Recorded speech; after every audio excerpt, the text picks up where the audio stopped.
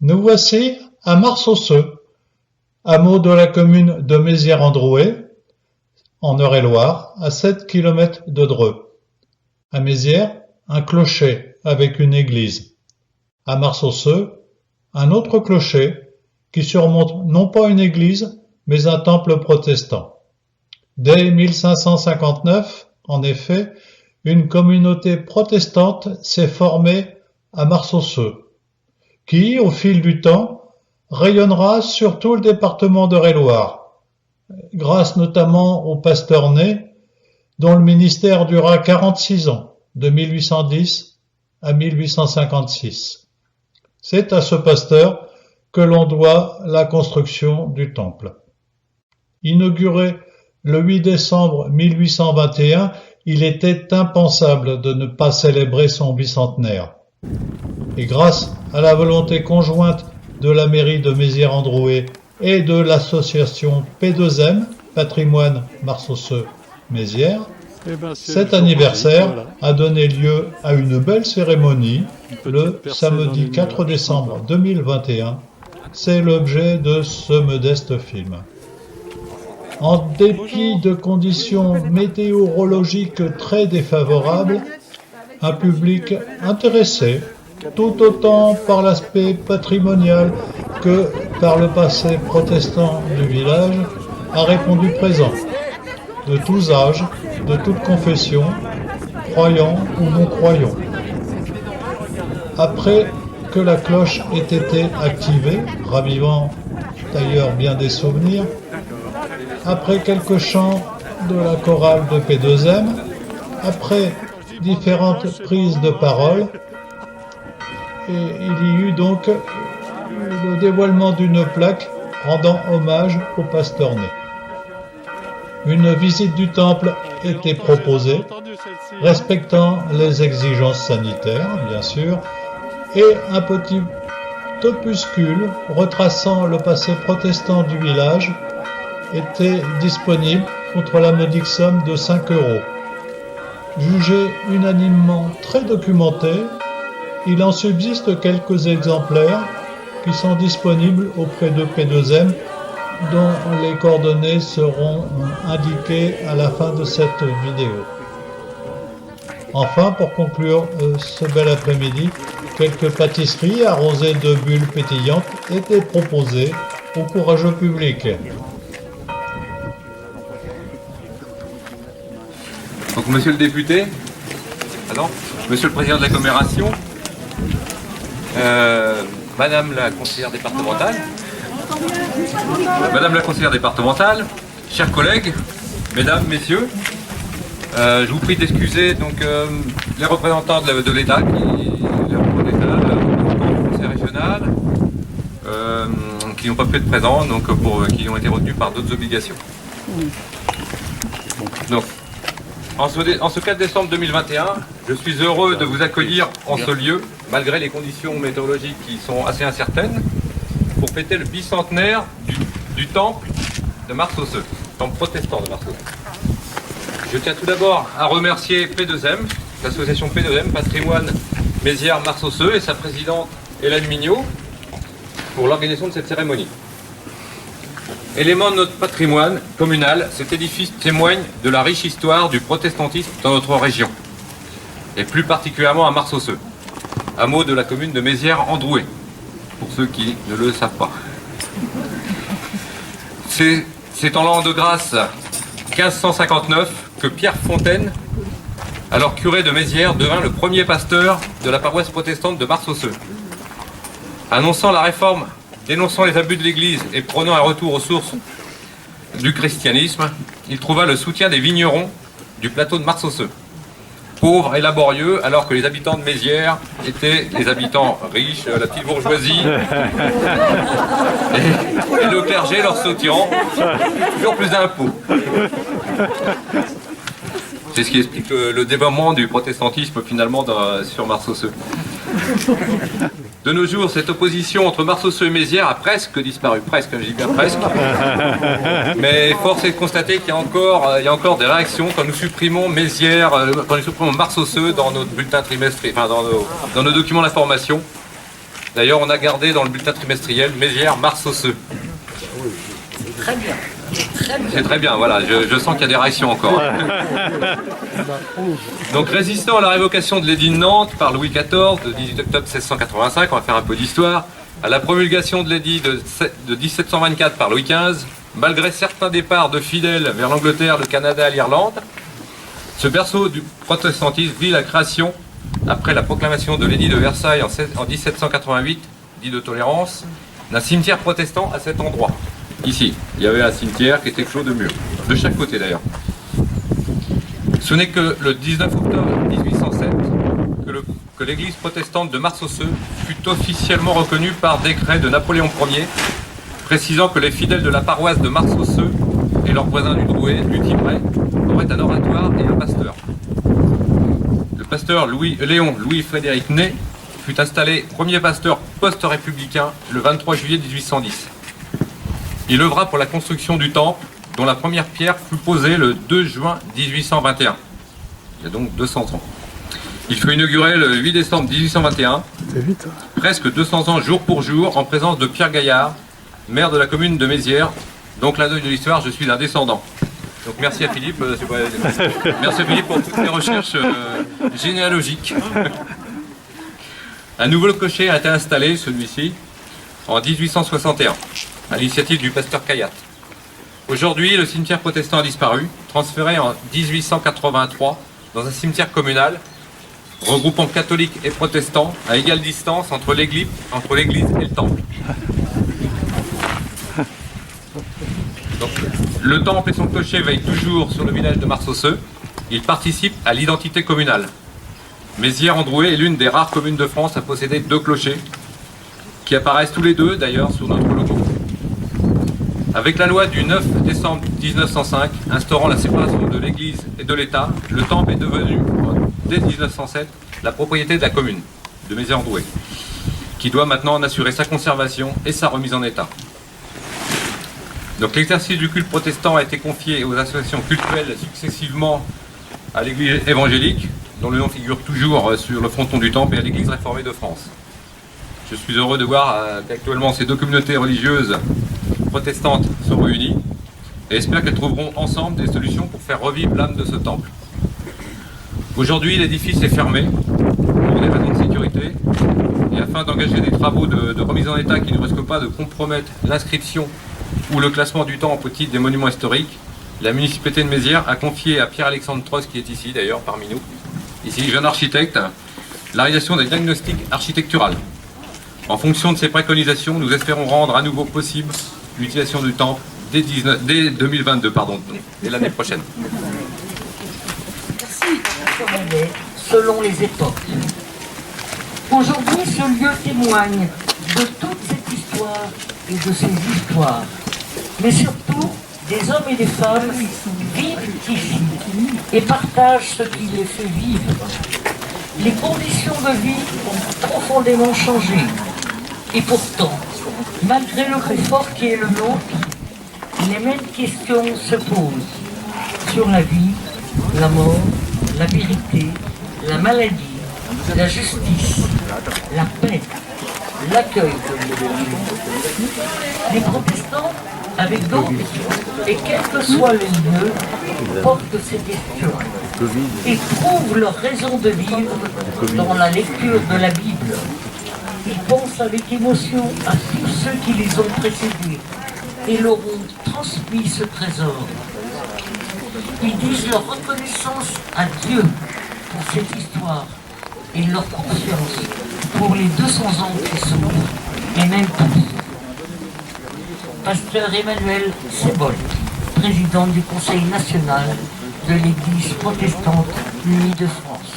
Qui symbolise aussi l'ancienneté de la communauté protestante de Mars-Osseux, pas je fasse de gaffe, de Mars-Osseux, monsieur le maire. Bravo pour ton petit discours très humoristique tout à l'heure. Une des premières communautés protestantes de France, et donc qui a su demeurer ici avec ce qu'on imagine de moments difficiles, de courage qu'il a fallu aux protestants, notamment notamment à l'époque de Louis XIV et après la révocation de l'édit de Nantes. Et donc, voilà, c'est très heureux de partager aussi, au-delà de la dimension patrimoniale, ce moment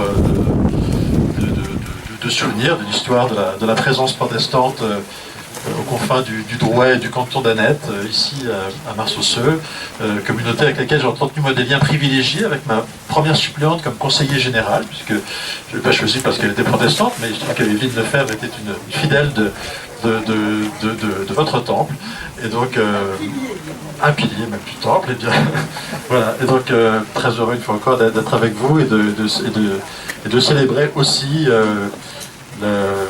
voilà, la force de votre communauté ici au territoire drouais, même si depuis vous avez essaimé avec un autre temple à Dreux. Voilà, très heureux d'être parmi vous. Et à tous, ou rebonjour d'ailleurs, pour beaucoup. Nous tenons tout d'abord à remercier Monsieur le maire et son conseil municipal d'avoir accepté de baptiser cette petite place du nom de Léon Frédéric Louis Ney. C'est en effet à ce pasteur, comme on l'a dit tout à l'heure, et officier de santé, que nous devons ce temple. Je voulais vous le montrer. Nos amis de l'association P2M vous proposeront tout à l'heure un opuscule, que je vous ai pris un pour vous faire voir en gros à quoi il ressemble. Un opuscule de 36 pages, qui retrace le passé protestant de notre village et, à travers ce récit, rend hommage à nos ancêtres qui en furent les acteurs. Je pense qu'à sa lecture, beaucoup d'entre vous pourront faire des découvertes. Qui était Léon Frédéric Louis Ney? Donc je vais vous livrer ce que nos sources et nos recherches nous ont appris à son sujet.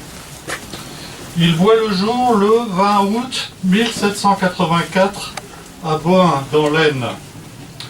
Il est le second d'une famille qui comptera 8 enfants. Son père est pasteur. J'ouvre une parenthèse à propos de ces 3 prénoms, Léon, Frédéric, Louis. On ignore s'ils en constituent un seul, en somme un prénom composé. C'est fort probable car sa signature comportait systématiquement les initiales L, F, L, précédant son nom. On retrouve d'ailleurs ces 3 initiales sur sa pierre tombale.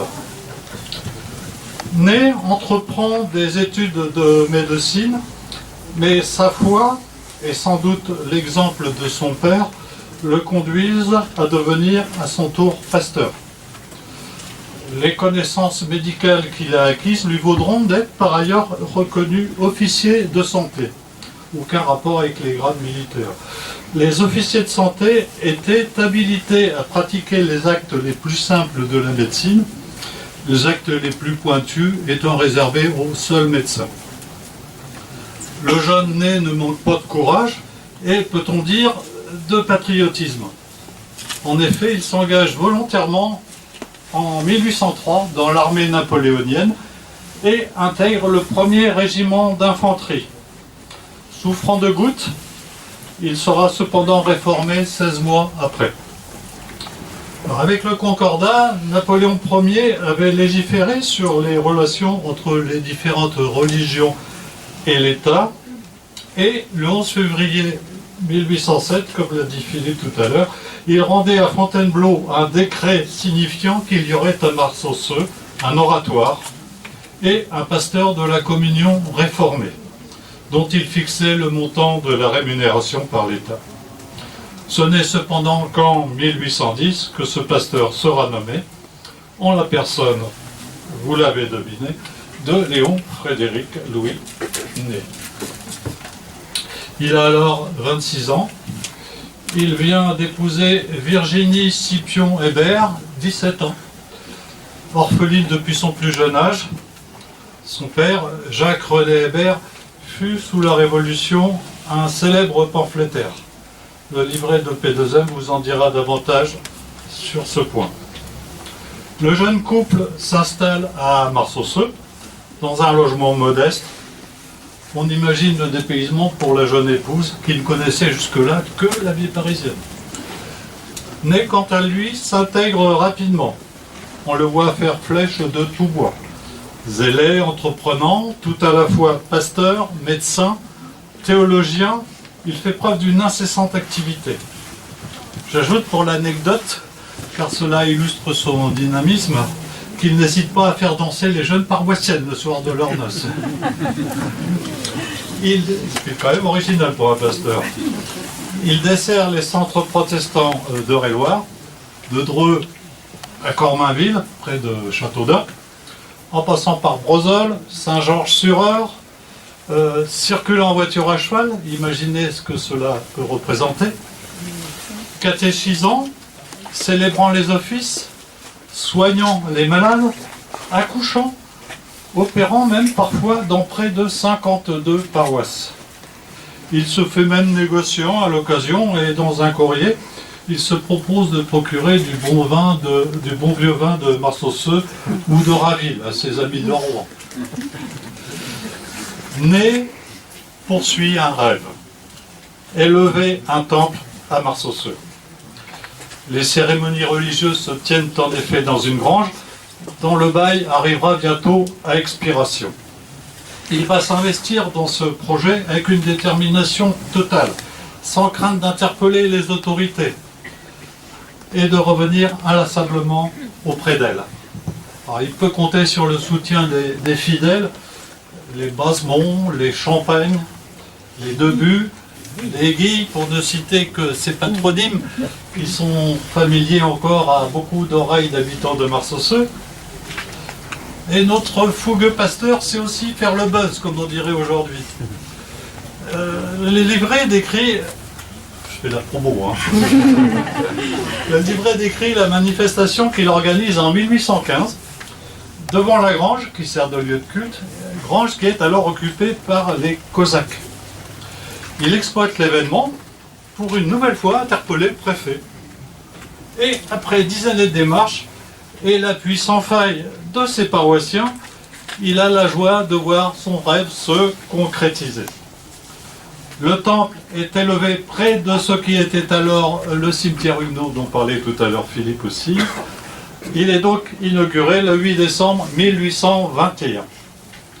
Nous avons déniché un article relatant cette inauguration qui se déroula sur 2 jours, samedi et dimanche, et vous en trouverez un large extrait dans ce livret.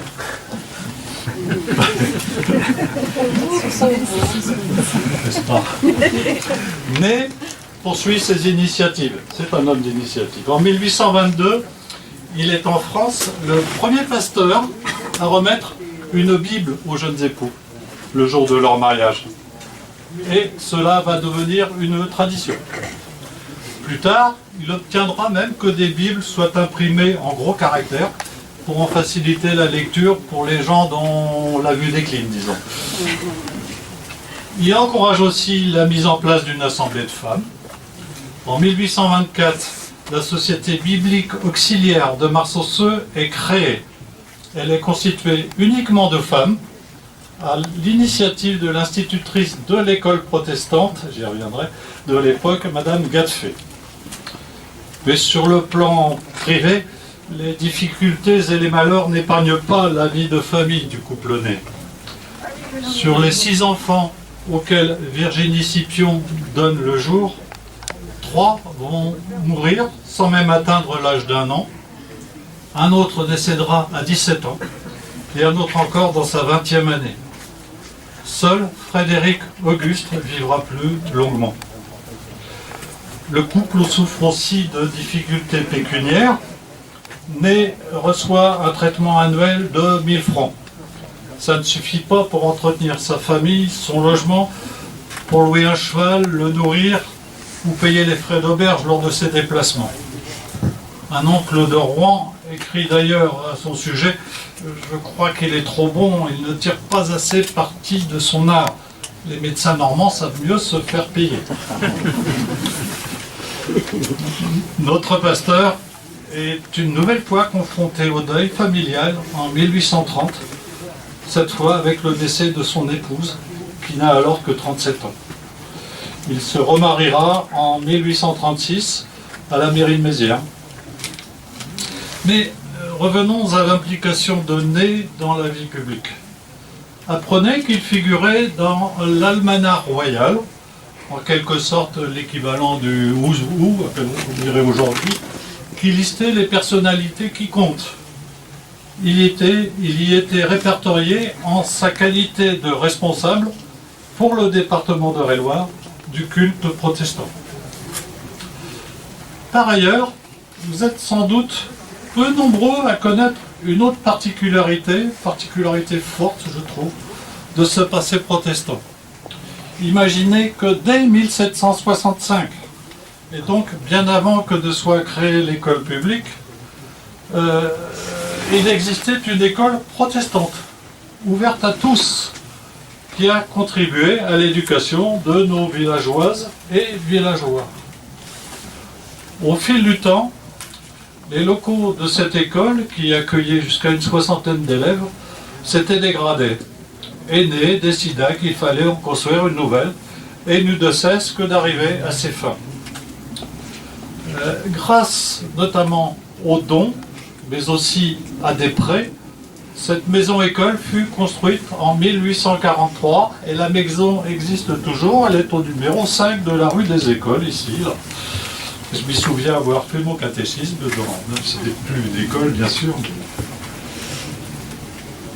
On note par ailleurs qu'en 1850, le pasteur Ney est nommé membre du conseil académique du département d'Eure-et-Loir. Pour être complet sur le sujet, à propos de l'école publique de Mars-aux-Ceux, que nous connaissons aujourd'hui, a vu le jour en 1890.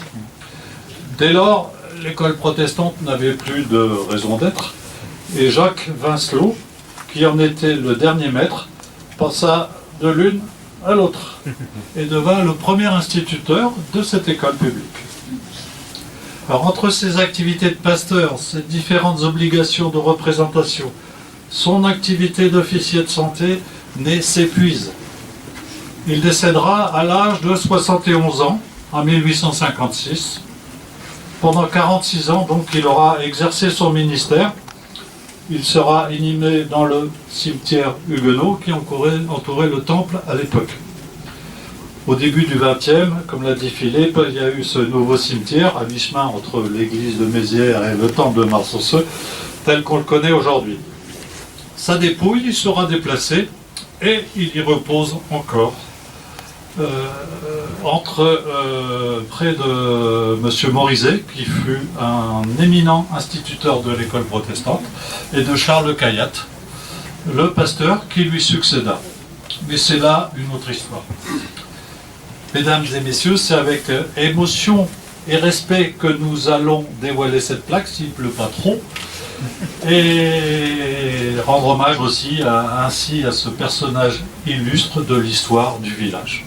Et je vous remercie de votre attention.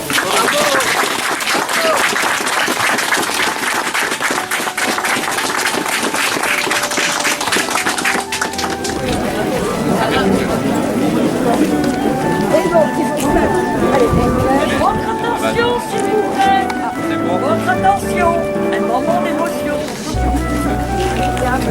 Les fleurs sont prêts, les appareils sont prêts. Allez, ça marche.